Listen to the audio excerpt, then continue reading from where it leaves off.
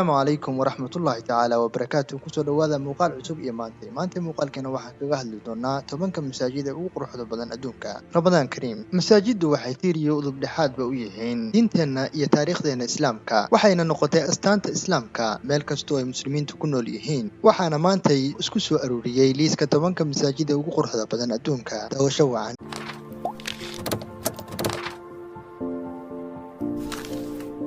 Masjid Sultan Ahmed waxa uu ku yaalaa wadanka Turkiga Istanbul gaar ahaan rugta Sultan Ahmed aaga loo yaqaano waxaana sidoo kale loo yaqaanaa jaamaca buluuga ah ama jaamacul azraq waxaana dhisay Sultan Ahmed waxaana ka soo horjeedaa madxafka Hagia Sophia waxaana caan ku yahay qaab dhismeedkiisa iyo imaaradihiisa aadka u quruxda badan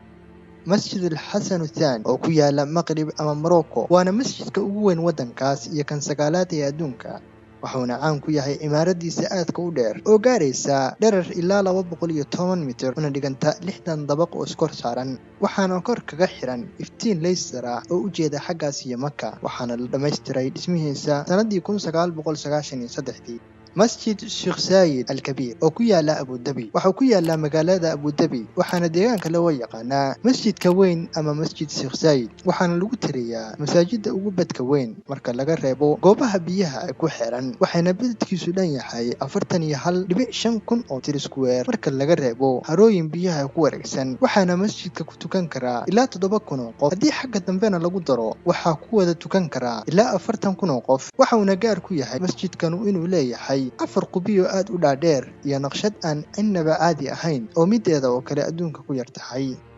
Masjid Sahid Malaysia waxa uu ku yaalaa Alasita ee gobolka Kedah waxaana la dhisay sanadii 1912 iyadoo uu maageliyay Tanko Mahmoud waxaana masjidku u qaab eeg yahay Masjid Aziz ee magaalada Anjekat waxaana Masjid Sahid leeyahay 5 albaab oo laga matalayo 5 tiir islaamka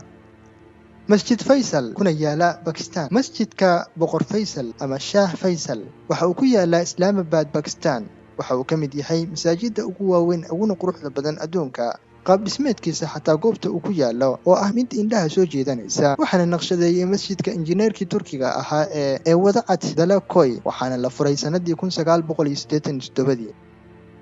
Masjid Qul Sharif waxaa la dhisay masjidkan qarnigii 16aad waxaana lagu magac daray Qul Sharif oo ku geeriyooday isagoo iyo ardaydiisa oo difaacaya Qasan kana difaacaya ciidamada Ruushka sanadii 1552 waxaana la dumiyay isla sanadkaas markii ay qabsadeen Ruushku magaalada Qasan waxaana dib loo dhisay sanadii 1996 lana furay 2005 waxaana ka qayb qaatay dhismihiisa dawlado fara badan oo ay kamid yihiin Imaaraadka Carabta iyo Sacuudiga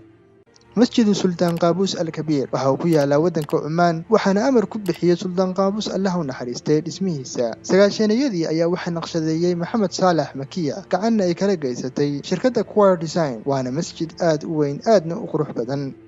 Masjid Bad Shahi kuna yaala Pakistan waxa loo yaqaanaa masjidka boqorka waxaana ku yaala Lahore waxa lagu dhisay maalgelintii boqorkii Mogoolka Aurangzeb Adis 1673 waana masjidka sanaad ee ugu weyn adduunka waxaana ka muuqda calaamadaha Mogoolka waxaana qaadi karaa ilaa 150 kun oo qof Masjidka Taj Mahal ee Hindiya waxa uu ku yaalaa Akarabi Otash waxaana lagu tiriyaa masaajida ugu weyn Hindiya waana goobaha ugu caansan wadankaasi Hindiya midabkiisa cadaanka imaaradiis ajiibka ah ayuu caan ku yahay waxaana dhisay boqorkii Shah Jahan 1630 ilaa 1648 si uu ugu xuso xaaskiisa saddexaad ee Mumtaz Mahal uu aadka u jeclaa kelmadda Taj Mahalna waxay ka timi magac xaaskiisa oo ahayd Mumtaz Mahal oo lagu daray Taj Mahal waxaana masjidku kulmiyay thaqaafadii islaamka iyo tan Hindida waxaana u sii dheer qubigiisa dherer dhan 18 dabaq